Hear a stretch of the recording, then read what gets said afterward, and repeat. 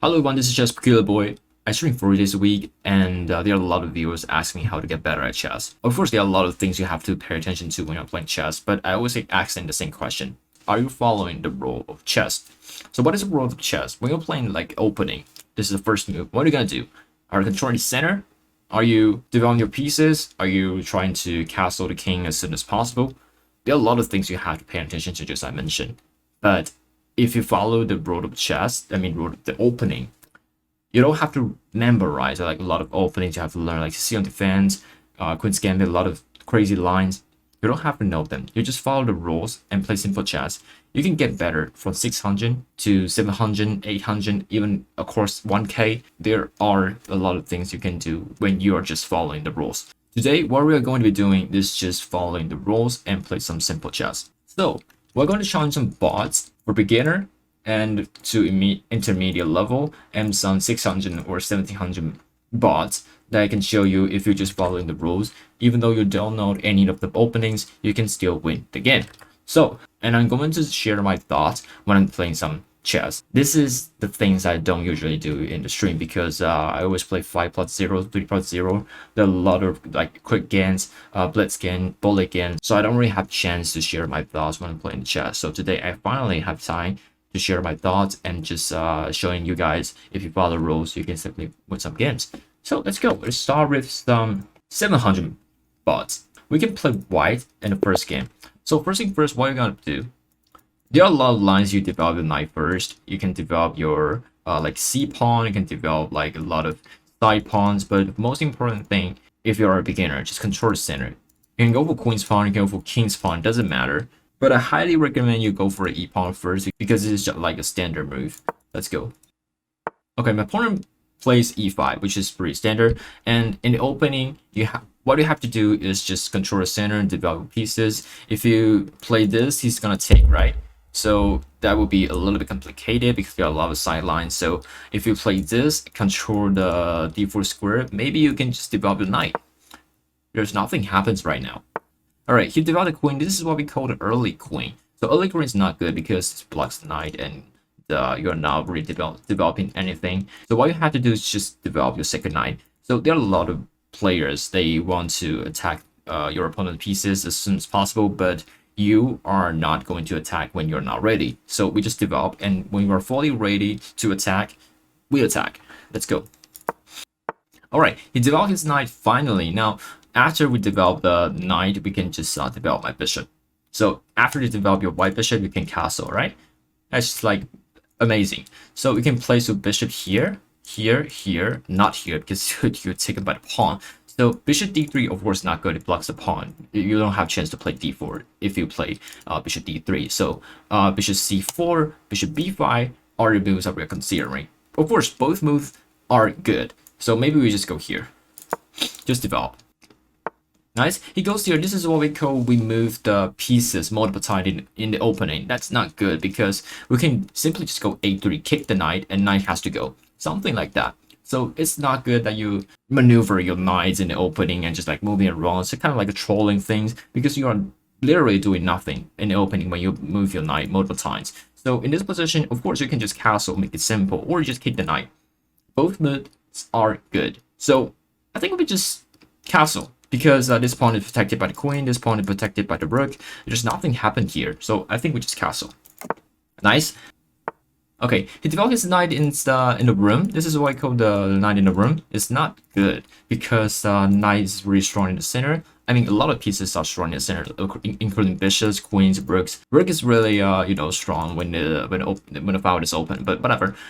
The knight is in the room, not good. H file, A file, when the knight's there, not good. So this knight is actually doing nothing. So we don't have to deal with that. The next thing, we develop a bishop, knight, and we are still have one bishop that's not developed. So we can just open up like B3 or D3. They're all good moves. They are good moves, but what we're gonna do now is go D3 because it opened up the bishop and we're ready to attack the knight. D3. And be careful when you play a pawn move, you are kind of closing the position. For example, you play d3, the bishop's kind of blocked, so the bishop can no longer go to, go back to e2 anymore. So because pawn move can move backwards, so every pawn move, you have to think. You have to be careful. But right now, our bishop can go like a4, b3, still very, very safe, so we don't have to worry about that. So knight goes g4. This is actually still doing nothing. So what we can do now is develop. But our bishop here is very, very strong. Like if it goes like bishop e3, of course not bishop f4 because you take it by the pawn. So bishop e3, bishop g5 are all good moves, and bishop g5 just attacking the queen, which looks very, very good. Let's go. So now in this position, we develop every single thing. Well, we don't even know what kind of opening we are playing right now because we just follow the rules. So right now we develop everything, and his knight is in the like very awkward squares. So what we're gonna do is attack because we're ready. Of course, there are moves like queen d2 because connect the rooks. Rooks are very strong when they are connected. So queen d2 is a very, very good move. But right now, the knights are very annoying. So maybe we just kick the knight like a3, h3. They're all good moves. a3 I think is pretty, really perfect. We just kick the knight and we can start to attack. Now, knight goes back. Amazing. So right now, we can go... What we're gonna do right now is try to open up the center because you are fully developed and your opponent hasn't developed the bishops, so you have to use that opportunity to attack. So first thing first, we can just stack on d file. This is very good. Like the rooks and the queen are really strong when they are on the same file. So the next thing you are going to do is connect your rooks, like queen d2. And now rook d1 very strong. You can see the d file is ours. So now he's trying to develop his bishop, right? There are a lot of viewers that say, okay, I developed every single thing. What am I going to do? The next move. Okay, so I develop my knight, I develop my bishops, and what's next? And they are starting to like, oh, can I just take the knight? I can't stand that. They can't stand just like wait and do nothing. There's like, oh my god, this knight is like, I can take the knight, right? He take back and I'm totally fine. But notice that if you're trying to play some good games, instead of just take all of the things, you can try to prepare. This is very important. High level players are really good because they prepare for the attack. So what we're gonna do right now is, like I said, we can go rook d1, try and put pressure on the d file, and we can open up the d file, then checkmate our opponent. That's very, very amazing thoughts that you should have. So now, rook d1, then try to go d4, open on the center, attack. Now f6. Now f6 is really, really not a good move. Even though it blocks the bishop like this, we can just like retreat or something like that. Because if we retreat, everything's still good. And we can still try to play d4 to open up the center. So right now, let's just retreat. It's just because our bishop is under attack. Of course, retreat. Why not? Right now, king's here, so he's given up the opportunity to castle. Now, of course, now we can try to open up the center because you can see you can calculate. This is protected by the pawn, knight, and the queen. So we are white right now. Who is attacking the d4 square? Knight, queen, and the rook. So if we push, pawn takes, knight takes, knight takes, queen takes, queen takes, and we will have really strong rook here to put pressure on the d file. All right. So this is a very simple calculation. So right now we can push d4. Okay, so now he pushed here to attack our bishop. Of course, we're not giving up any pieces, just retreat. Okay, and now he can't even just take because the queen is hanging. And I think right now we are ready to open up the center by taking the e5 pawn. Now you take back with the pawn, which is amazing. Now this queen we can just simply take, and if we take back the pawn, we take back with the rook. So all of these things works just because you double the rook and the queen on the same file. So if the rook is not there, of course you take, and what's next? There are no plans. So if you double it on the same file, they are very, very strong. So we take the queen. And you take back with the pawn. Now we can take the pawn. The pawn is literally hanging there. Let's go. Now notice that who is protecting the knight?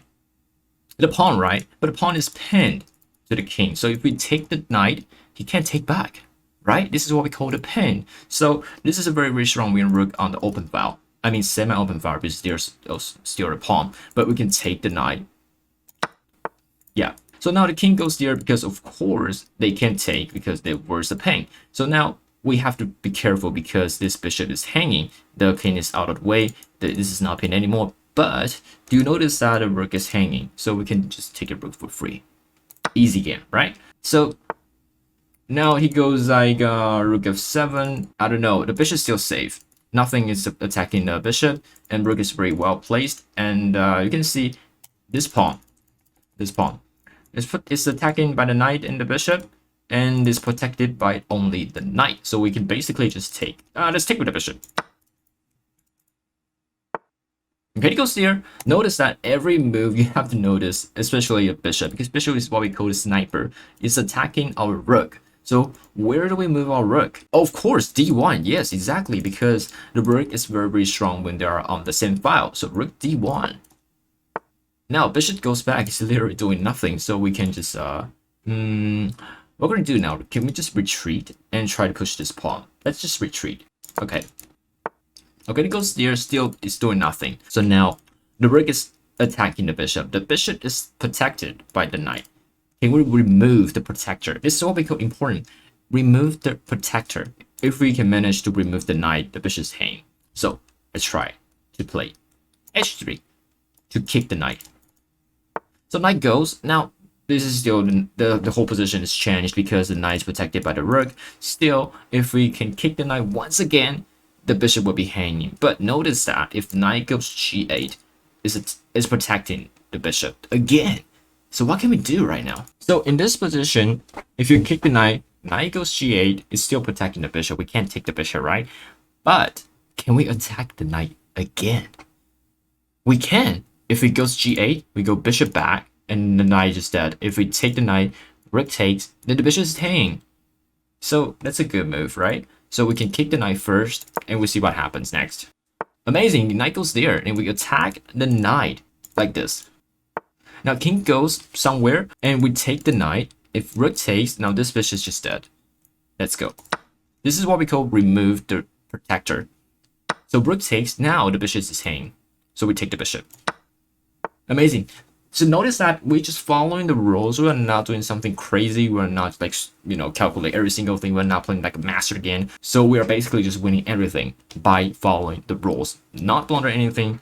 Do some like slow chess and decent chess. So now this pawn is hanging. Of course we take. Why not? Alright, rooks goes there. Now my knight is hanging. What do? We move our knight or we just protect the knight. Everything is perfect. But do you notice that this pawn is hanging? So we can just take the pawn. Okay. Alright, now this rook is actually pinned, but is there any way that we can protect the rook or protect the knight? Of course, we can go rook d6. Now rook is protected, or even bishop f4. Everything's okay. We can protect the rook and we can move our knight, and our rook is not hanging. So this, even though this is a pin, this is very easy to solve. We can go. I really like rook d6 because it is on the same rank. Rook on the same rank or on the same file is extremely strong. So let's go rook d6. Now king goes there. Basically we can just go, let's say knight g5. If it goes knight here, you block your own rook and rook can take the rook. So that's not good. Now if you take, we take back the rook. Oh, he doesn't take. So basically this rook is hanging, so we just take. Okay, he goes there. Now we are not trying to find like a force mate. We just try to take everything because if you're trying to play like decent game, if you have capture, you capture. Just notice that don't stalemate your opponent. So if he has 2 pawns, he can push. There will never be a stalemate. So we can just take the bishop. Amazing.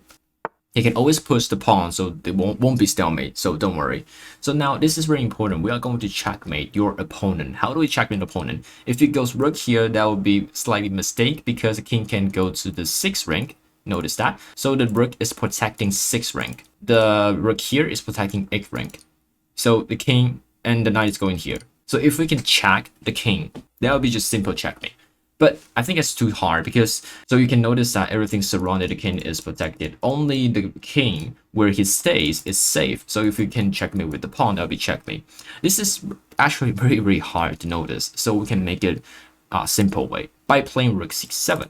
Why? Because rook c7, whatever he goes, we just take. In the next move, and we goes like we're somewhere, we checkmate. Okay, I will show you how to do this. Rook c7. He moves the king. Now, we goes here. Now king somewhere, and if we goes rook c6, and here will be checkmate, right? So this is what we call the two-work checkmate, right? Right now this is checkmate in 1, so your rook is protecting the 7th rank, and this work is going to deliver checkmate on the f rank. So it might be really easy. This is what we call checkmate. So this is the first game against a 700 player. You might notice that we are not doing something really crazy, complicated, sophisticated things. We're just playing simple chess, and we just win the game really easily. So don't play crazy moves, and don't, you know, try to be like a crazy attacker. Just play simple chess.